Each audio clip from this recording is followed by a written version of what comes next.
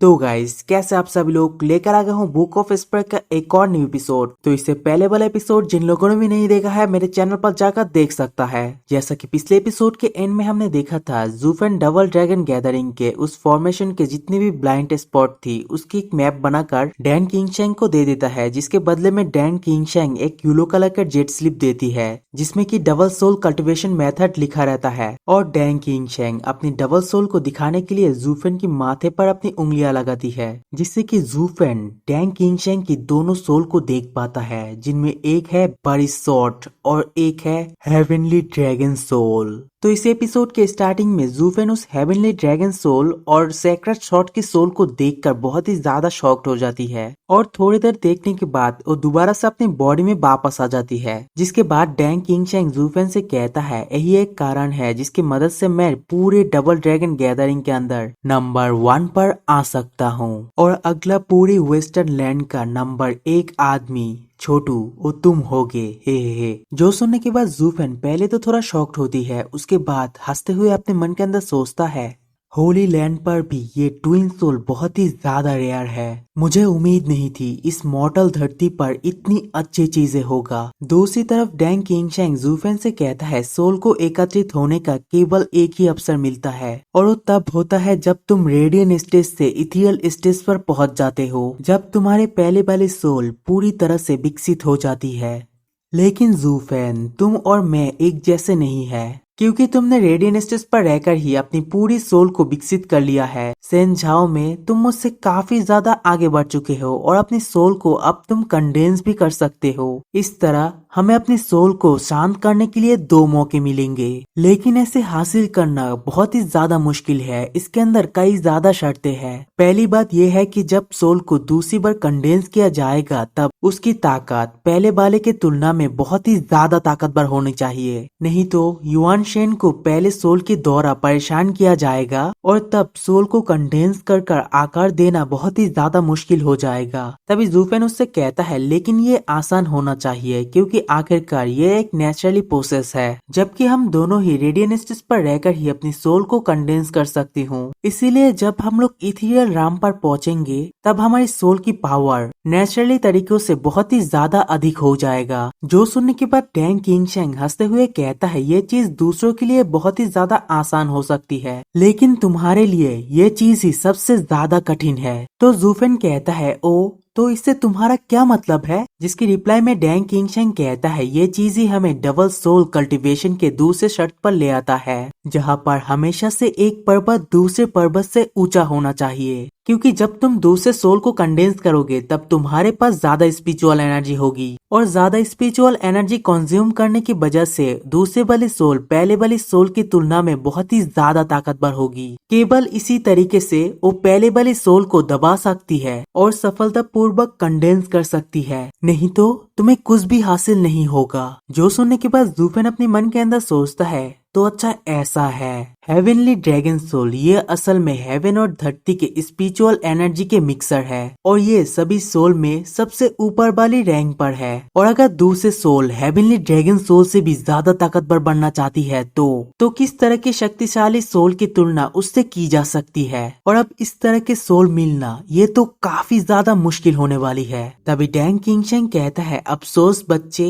ये दुख की बात है तुम मुझसे पहले नहीं मिले। मेरे जैसे किसी आदमी के लिए जिसके पास शॉर्ट सोल पहला है और हेवनली ड्रैगन सोल दूसरा सोल है, मैं इसे दबा सकता हूँ और डबल सोल कल्टीवेशन को कर सकता हूँ। जो सुनने के बाद ज़ूफ़ेन उससे कहता है घटना हो जाने के बाद अब चतुराई मत बनो। मैं ये विश्वास नहीं करता अगर तुम्हारे पास पहले सोल कंडेंस करने के समय 8 ड्रैगन सोल होती और तुम्हें हेवनली ड्रैगन सोल बनाने का मौका मिला और तब तुम पूरी तरीके से अपने दिल के सारे बेचैनियों को एक तरफ रखकर शॉर्ट सोल को कंडेंस करोगे। आखिरकार हो सकता है कि शुरू में ये तुम्हें ना भी पता हो कि ये दोनों सोल एक साथ रह सकती है या फिर नहीं। जो सुनने के बाद डैन किंगशैंग कहता है वास्तव में जब पहली बार डिवाइन सोल को कंडेंस किया गया था तब हेवनली सोल को कंडेंस करने की स्थिति अभी भी नहीं बनी थी, लेकिन इसी वजह से बाद में मुझे डुअल सोल कल्टीवेशन के मेथड के बारे में पता चला और जबकि ये चीज अस्तित्व में है इसीलिए मैं भी इसे बनाने के लिए कोशिश किया और तब मैंने अपने अंदर हेवनली ड्रैगन सोल का निर्माण किया।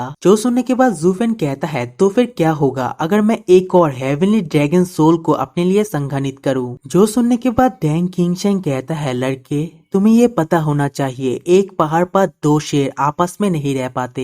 अगर तुम एक और हेवनली ड्रैगन सोल को कंडेंस करना चाहती हो तो फिर तुम्हारी पहली ड्रैगन सोल निश्चित रूप से इसकी सहमति नहीं देगी। ये क्षेत्र के लिए लड़ाई का कारण होगी, इसलिए तब तुम निश्चित रूप से असफल हो जाओगे। अगर वो डुअल सोल एक साथ रहना चाहती है तो फिर दूसरे सोल किसी और तरीके की सोल होनी चाहिए। और ये डुअल सोल कल्टीवेशन की तीसरी शर्त भी है जिसमें सभी मतभेदों को दूर रखते हुए समान आधार का तलाश करना तथा इसमें एक मन और एक बॉडी होना शामिल है। ये बिल्कुल इस कमरे की तरह है। अगर कोई अंदर आ जाए तो तुम सोचोगे ये किसी तरह की आक्रमण है, लेकिन समय समय पर चींटियां और मक्खियां फर्श पर उड़ती रहती है, लेकिन तब तुम अपनी आंखें हटा लेती हो। तो फिर ऐसा क्यों बोलो? क्योंकि आप दोनों में से कोई भी एक दूसरे को ऐसे व्यक्ति के रूप में नहीं देखते हैं जो आपकी हितों को नुकसान पहुंचा सकती है और आपको कुछ बिगाड़ सकती है। जो सुनने के बाद जूफेन कहता है तो ये ऐसा ही है। दूसरे शब्दों में आपके शॉर्ट सोल आपके ड्रैगन सोल के लिए सिर्फ एक पिलर की तरह है जो कि बिल्कुल एक खंबे की तरह खड़े रहता है, और ड्रैगन सोल भी शॉर्ट सोल की नजरों में सिर्फ एक खंबे की तरह ही है, यानी सिर्फ एक रेंगने वाली चीज। केवल तभी जब दोनों पक्षों के बीच कोई शत्रुता या संघर्ष ना हो वो एक साथ बहुत ही आसानी से रह सकती है। जो सुनने के बाद डैंग किंगशेंग कहता है ये सही है कि मेन सोल एक ही है, लेकिन ये असल में दो सोल है और वो सभी आदि सोल की द्वारा नियंत्रित होती है और एक दूसरे के मामले में हस्तक्षेप नहीं करती है। एक मन और एक बॉडी होने का यही मतलब है। और जहाँ तक मन और बॉडी की एकता को प्राप्त करने की बात है, ये सब कुछ मेरे उस गुप्त टेक्निक पर मौजूद है। ध्यान रखते हुए आप इसका कल्टीवेशन कर सकती है। मैं इसके बारे में तुम्हें विस्तार से नहीं कहूँगा। और ये कहने के बाद डैंग किंगशेंग वहाँ से जाने लगती है, जिसे देखकर जूफेन उसे चिल्लाते हुए कहता है लेकिन सीनियर बाकी सब कुछ तो मुझे बता दीजिए। और डैंग किंगशेंग को रोकते हुए कहता है लेकिन उस सोल को कैसे कंडेंस करो जो कि ड्रैगन सोल से भी ज्यादा ताकतवर है, यही मेरे गुजारिश है, कृपया मुझे सिखाए सीनियर। जो सुनने के बाद डैंग किंगशेंग कहता है मैं इसके बारे में तुम्हें कुछ भी नहीं बता सकता हूँ, ये सब कुछ भाग्य है। और जाते जाते जूफेन से कुछ बातें कहता है। अंत में मैंने तुम्हारी ये उपकार का बदला चुका दिया है और इस कर्म को यहीं पर ही खत्म कर दिया है। तुम भविष्य में सक्सेस हो पाओगे या फिर नहीं वो पूरी तरीके से तुम्हारे ऊपर ही डिपेंड करती है। इसमें मैं तुम्हारी कुछ भी मदद नहीं कर सकता हूँ। और ये कहने के बाद ही वो वहाँ से गायब हो जाती है। दूसरी तरफ जूफेन कहता है रुक जाओ सीनियर। और डैंग किंगशेंग जाने के बाद जूफेन अपने मन के अंदर सोचता है ये बुढ़े आदमी, ये तो क्लियर है ये स्पष्ट रूप से मुझे चिढ़ा रहा है। अब मैं ऐसी सोल को कहाँ पर ढूंढूंगा जो कि हेवनली ड्रैगन सोल से भी ज्यादा ताकतवर हो। तभी जूफेन अपने हाथ में उस सीक्रेट शॉट को एक्टिवेट करती है और उसे देखते हुए अपने मन के अंदर सोचता है ये वास्तव में स्काई लिफ्टिंग शॉट है। मैं इतना जल्दी में था कि मैं इस तलवार के नाम जानने के बारे में भी नहीं सोचा। मैं बस उम्मीद करता हूँ वो वापस आकर मुझे निशाना ना बनाए, नहीं तो मैं उसके हाथों ही बर्बाद हो जाऊंगा। और तभी कोई कहता है वैसे लड़के। जो सुनने के बाद जूफेन बहुत ही ज्यादा शॉक्ड हो जाती है और तुरंत ही अपनी शॉट को छुपा लेती है। वो और कोई नहीं बल्कि डैंग किंगशेंग होता है। और जूफेन से कहता है मुझे डर है कि अगली लड़ाई में तुम अपनी चोट को छुपा नहीं पाओगे। अगर उन दोनों बूढ़े एल्डर को पता चल गया तो तुम मुसीबत में पड़ जाओगे। और फिर हमें दिखाया जाता है उस शॉट को छुपाने के समय जूफेन को एक और चोट लग जाती है, जिसके बाद वो अपनी टेलीपैथी से अपनी ब्लडी बेबी से कहता है ब्लडी बेबी जल्दी से छुप जाओ, अगर ये बूढ़े आदमी को पता चल जाता है तो फिर हम दोनों बुरी तरीके से फंस जाएंगे, तब तुम घूमने और खाने भी नहीं पाओगे।